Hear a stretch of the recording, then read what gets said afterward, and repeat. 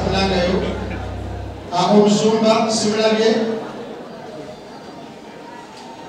okay mina naye okusaba kwange eri Pastor Andrew nakubira Pastor Andrew simu a few days ago inamba inajija ku Alex wa Livewire nga omutima gunnumiriza nti naffe tuli eno bali twogera nze mulamu mufu nsoma mulamu mufu nengamba nsaba ngende nsabeko ne muzeeyi Pastor Iga nze ng'omuntu ebimu byabadde asomesa ngambiwakanya naye nga simukyawo era Pastor Iga yankubira essimu nangamba nkulabe ku TV ng'obuulira nkuwadde offer oteeke enjiri y'ennansana yonna mugiteeke ku ABS obwereere kakati mbadde sinagireeta so Pastor Diego awulidde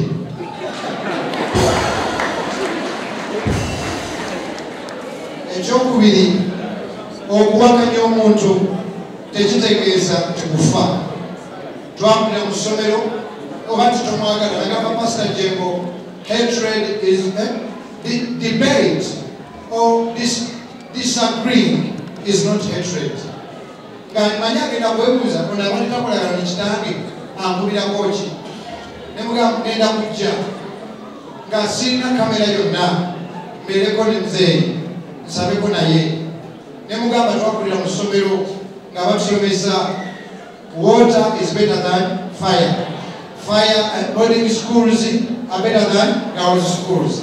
It was a debate. So I debate your pastor on his teachings, but I love him. But someone nemusaba nemugamba nsaba ngende nsabeko muzeeyi kakati nze ng'omuntu mbadde nyumirwa nnyo Pastor in terms of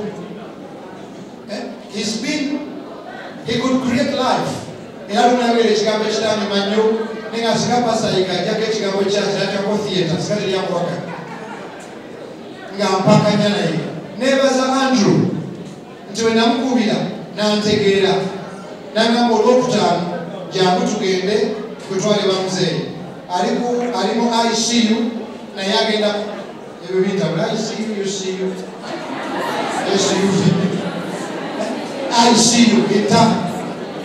intensive care nangamba naye avaayo kuki avaayo ku Friday nemusaba nangamba kale nantegeera nnyo wayitawo eddakiika 3 esumye neddamu nekolaki nevuga after 30 minutes katukanyiza ngende ku Friday kakati nanzirira nesimbo yavuga nentyawo nankubira nagamba musumba nti webali nnyo okufaayo Friday tetuuse muzeeyi awumudde nemusaasira nnyo nanga neyerindako okwogera nga kale nemusaasira nnyo nti nange nenesaasira safuna mukisa kubanga nga bwe namusobya nga bwe nali mpakanya naye era naye nandiba namukosa sirerabira Pastor Iga bali bamutwala okomera nenegayira gavumenti emute era Pastor Iga nanga nti nzijukira bandakaka vidiyo ngagamba nti nkoze ki kutumidde nga bamutwala mukomera kiro ekyo kyankomako nnyo kubanga kitegeeza omutima gwe tekukyawa kakati nsaba Pastor Andrew abeere nagambe Pastor Andrew nga Pastor tokwata ekisooka nebaza Pastor Iga okubalekera omusika singa nga titutakana ani addako ago magezi tumanyi kusoma ekkanisa posi bishop obonamu mpakanisa nze kyendowooza naye Pastor Andrew kusaba era bwe najja mu ofisi era kusaba ssebo ekisooka abaana nakigambako olumu ne munamawulire yambuuza nti mutabani wa Bobi Wine mutabani wa Bebe Cool bo bamukwano okyogerako ki neŋŋamba ekyo bakyogerako ki lwaki okwata entalo z'abazadde n'oziteeka mulembe omuto guno omulembe muto bo baagalane Kampala nani ne Solomon bo baagalane it's their generation children should learn to write their own chapter kati Pastor Andrew tokwata ntalo zetubadde nazo ffe ng'abasumba abawakanya taatawo naawe n'ozigattako nsaba tandika ekiri Pastor Kayanja yazze Pastor Bujimbo Zeya Mugambi nakwambia tusafiri katika kunjogera Zeya Mugambi Pastor Sebanda Pastor Sebanda yaze Pastor Sebanda atego kubanja bana yeye nagambe Bishop Nkoro ni magambo no mwana mto temungu atantetu tumwagale tumusembeze akwate kanisa agize ku Bible y'utufu so Pastor Andrew toko atantalo za batata koloza singate makwagala Pastor kanye yakijindechi abasuma bandijindechi mwe banyo kuchaza katikiro wa Uganda basoro ne banyawo Andrew, God has loved you. Church, God has loved you.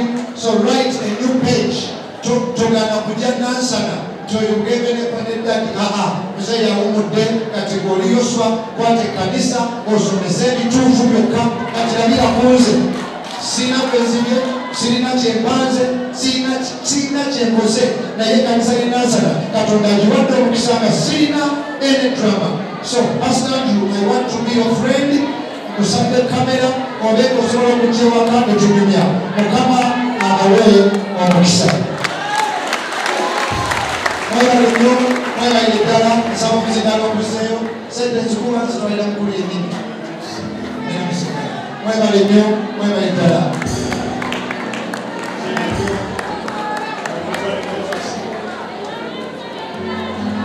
haleluya alipate chiwewayo sikuvaa bunga tuwele nyumbani kama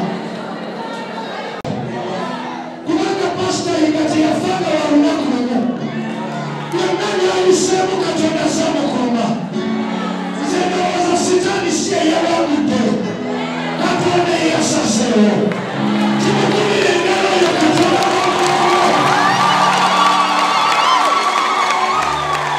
wanage nema wate ni malokole na yagwe mwanjani mulamu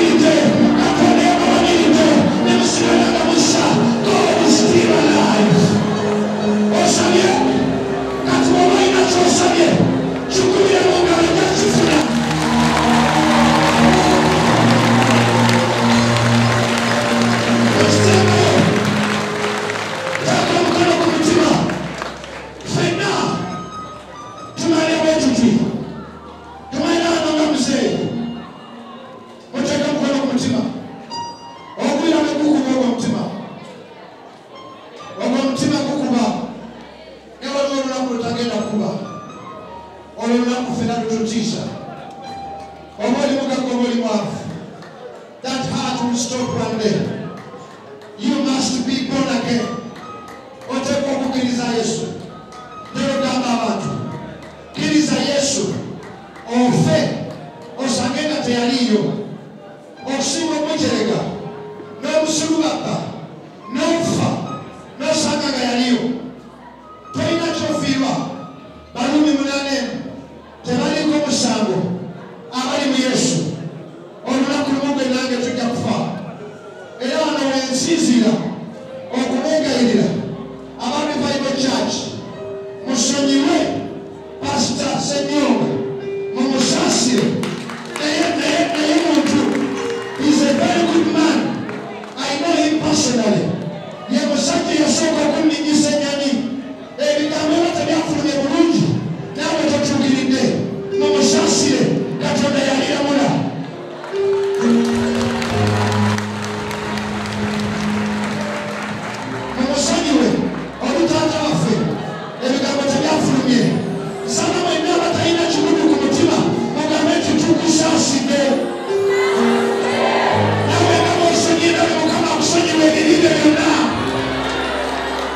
Yamaliriza.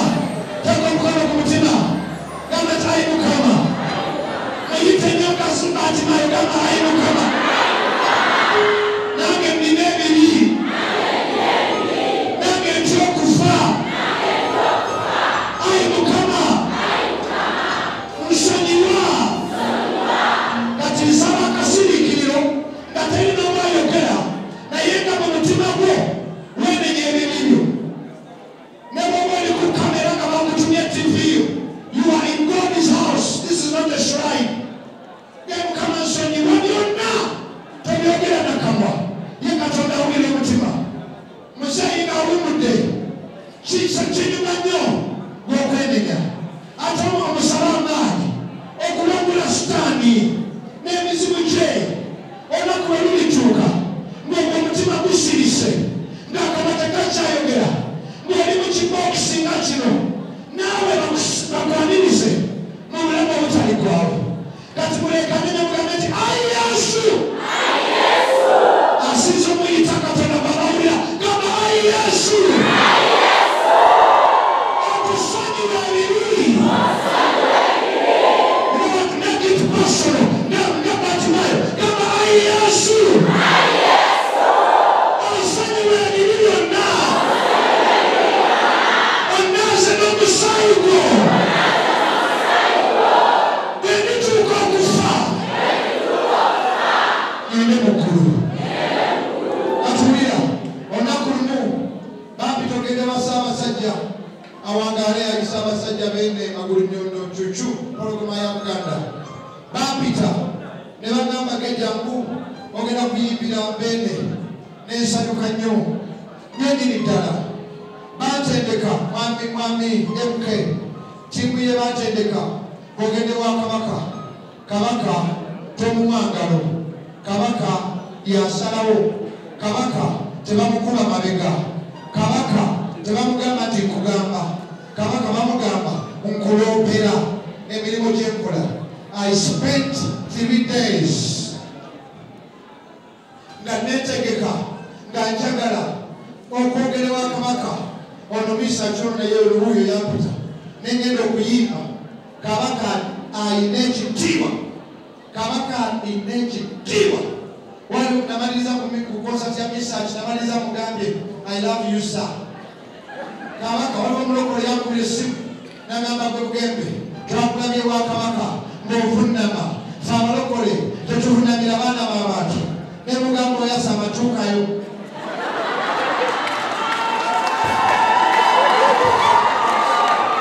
Ebintu ebimu tubyogera kubanga tetunnatuukayo. Naye bw'otuuka ewa Kabaka nzijukira omusajja eyayogera n'agamba ayi beene addako mudduwo w'Enansana. Kasera agamba Nansana abasoma P3 mujjukira evaporation. Bino byonna bye nayitamu ekiro nze mudduwo omuzukulu wa Kayiira akabbiro sajjukirako n'eki. Kabaka alina ekitiibwa nga tonnaba kutuuka mu maaso ge.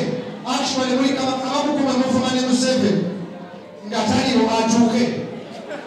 Tubeere wano President Museveni atuuke tuyimbe oluyimba lw'egganga Uganda luwedde tugambe mukulu ng'abawule bamaze tulina omukulu wano si musanyufu n'enfugayo. Bagambe lutaaya yangu otuddire mu byogamba nkukakasa Museveni ogenda mutunulira ng'ofukamira omugambo webala enguudo.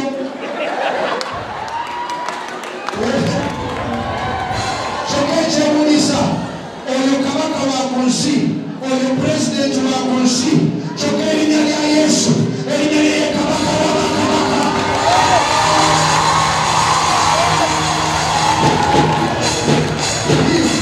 He is the King of Kings.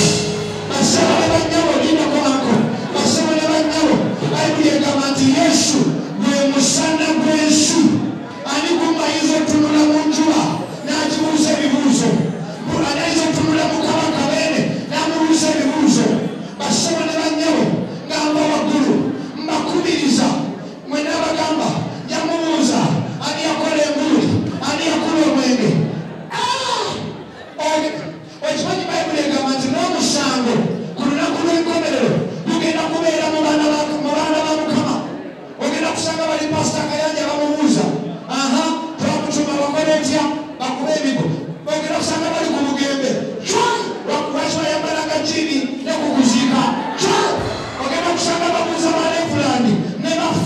ebibuuzo olwo ate gwataalokokako ne bwogenda bugenzi ku mukolo abantu batuula wamu okusinzira gye bava mwami Bisaki ne ttiimu ye abakamera ne ttiimu ye bwogenda ku mikolo abavudde e Masaka abavudde Jinja abavudde Embaale ne muggulu okugenda okuba lwekennyini gwagenda okubuuza gyabafuuwa emiyini baliwa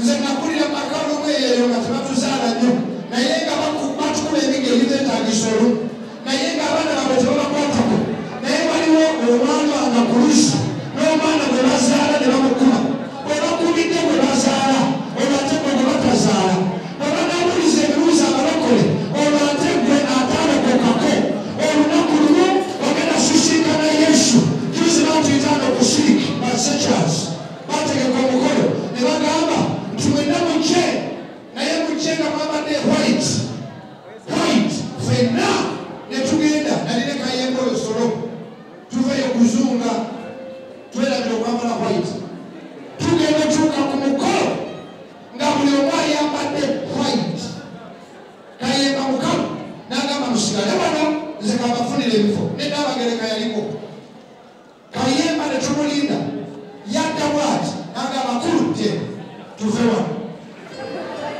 abantu bonna bali mu white ffe basiruufu b'okumukolo ekibuuzo ani yatugoba ku mukolo ogwo teri yatugoba olunaku lw'olifa ogenda kulaba Yesu lwekennyini otandika okutulyana ojjukire embuto ze bajja ojjukire abakazi be wabasa abamu ku mmwe bakugamba omu buli Katonda kyagamba okola opposite omu abasa bataano genda ku kyaki kusande tolijjayo kwegamba buli Katonda kyagamba tokola kino okibakanya bw'ofa ne bakuleeta wano ne tugamba Mukama nti omuddu w'omuno mulabuze kisa Katonda si muwutta omuntu kyasiga kyakungula Magalatiya 6:7 bwe wali omulamu tewagenda mu kyaki sande wagendanga mu ssabo lwaki bw'ofa tebakusitula ne bakutwala mu ssabo lyo omuntu kyasiga kyakungula mukyali balamu buli lunaku lw'osuukuka ku makya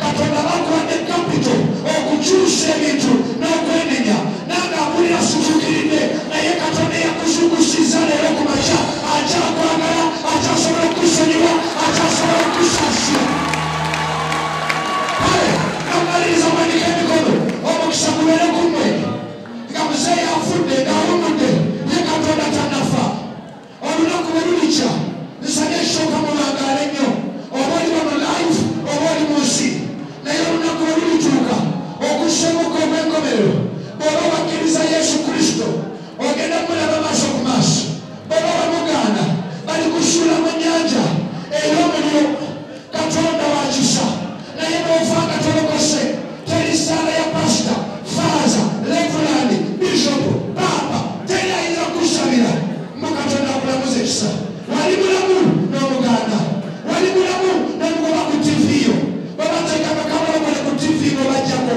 babateeka akabalokole ku rediyo ng'obajjako babaleetanga bayibuli ng'okwata mu bbiya kyokka bw'ofa oyagala kulamuza ekisa basebo ne bannyabo lokoka leero kyusa okulokoka kukyusa bigere okulokoka kwenenya bibi tolunaku olukyuka ng'osirise basebo ne bannyabo olisikira obwakabaka bwa Katonda n'ebigambo ebyo bisaba buli muntu ng'okuva olwaleero ogenda kuddayo mu kyaki ogenda kendeeza ku mize oba okukyusa gweweka babakubira Katonda engalo mu bbanga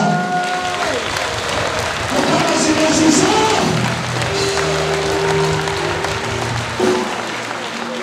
ase n'amabugo gange matono nnyo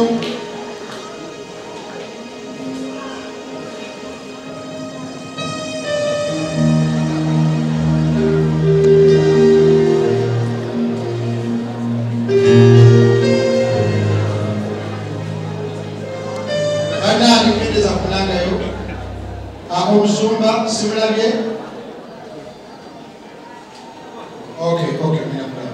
naye okusaba kwange eri Pastor Andrew nakubira Pastor Andrew esimu a few days ago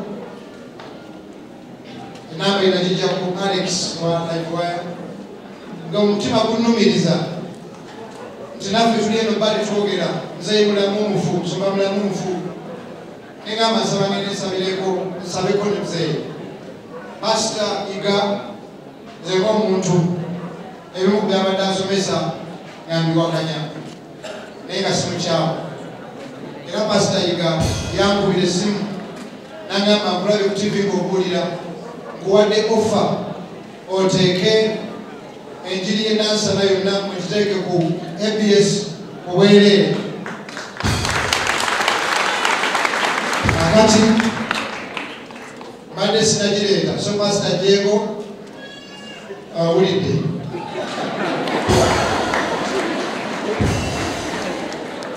ekyokubiri okuwakanya omuntu tekitegeeza tikufa twakulira mu ssomero oba titomwagala nagamba pasita jengo hatred is debate or disagreeing is not hatred nga manyi agenda kwebuuza ono abali takolagala nekitange ankubirako ki nemugamba ngenda kujja nga sirina kamera yonna mbeereko ne muzeeyi nsabeko naye nemugamba twakulira mu ssomero nga batusomesa water is better than fire.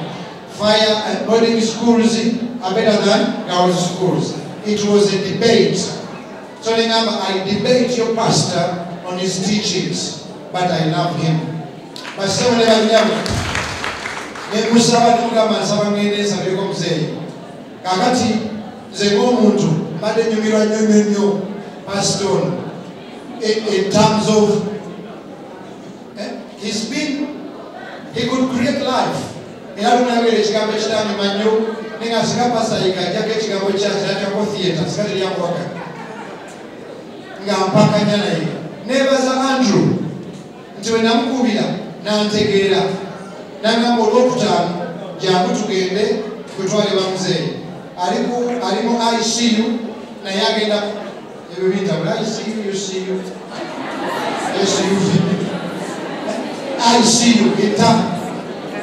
intensive care nagamba naye avaayo kuki avaayo ku Friday nemusaba nagamba kale nategeera nnyo wayitawo eddakiika 3 esimu ye neddamu nekolaki nevuga after 30 minutes katukanyiza ngende ku Friday kakati nanzirira n'esimu yavuga netyawo nakubira nagamba musumba nti webali nnyo kufaayo Friday tetuse muzeeyi awumudde nemusaasira nnyo nangana yerindako okwogera nga kale nemusaasira nnyo nti nange neneesaasira safuna mukisa kubanga nga bwe namusobya nga bwe nali mpakanya naye era naye nandiba namukosa sirerabira pasita iga bali bamutwala mukomera nenegayira gavumenti emute era pasita iga nanga nti nzijukira bandakaka vidiyo ngagamba nti nkoze ki kutumidde nga bamutwala mukomera kiro ekyo kyankomako nnyo kubanga kitegeeza omutima gwe tekukyawa kakati nsaba pasita Andrew abeere nagambe pasita Andrew nga pasita tokwata ekisooka nebaza pasita iga okubalekera omusika singa katututankana ani addako ago magezi tumanyi kusoma ekkanisa mpozi bishop obonabo mpakanyisa nze kyendowooza naye pasita Andrew okusaba era bwe najja mu ofiisi era kusaba ssebo ekisooka abaana nakigambako olumu munamawulire yambuuza nti mutabani wa Bobi Wine mutabani wa Bebe Cool bo bamukwano okyogerako ki neŋŋamba ekyo bakyogerako ki lwaki okwata entalo z'abazadde n'oziteeka mulembe omuto guno mulembe muto bo baagalane Kampala nani ne Solomon bo baagalane it's their generation children should learn to write their own chapter kati pastor Andrew tokwata ntalo zetubadde nazo ffe ng'abasumba abakanya taatawo naawe n'ozigattako nsaba tandika ekiri pasita Kayanja yazze pasita Bugingo nze yamugambye akuba yamusa teyagadde kunjogera nze yamugambye pasita Sebadda yazze pasita Sebadda ateeka okubajja kuba naye nagambye bishop Olugolobe ne bagamba ono mwana muto temukwata tumwagale tumusembeze akwate kanisa agizze mu Bayibuli etuufu so pasita Andrew tokwata ntalo z'abataata olowooza singa tebakwagala pasita kangi yandijjidde ki abasumba bandijjidde ki mwe baani okukyaza katikkiro wa Buganda basebo ne banyabo Andrew, God has loved you. Church, God has loved you. So write a new page. Togana kujja nansana toyogevene panedaki muzeeyi awumudde kategori yoswa kwate kanisa osomese ebituufu byokka kati labira kunze sina kwezibye sirina kyempanze sirina kyenkoze naye kanisa linansana katonda agiwadde omukisa nga sirina any drama. So Pastor Andrew, I want to be your friend. Kusabye kamera obeeko osobola okujja ewaka otunyumya mukama abawe omukisa. Mwebale nnyo mwebale ddala nsaba okuzidala okuzeeyo sente nzikuba zitwalira mukulu ennimi mwebale nnyo mwebale ddala.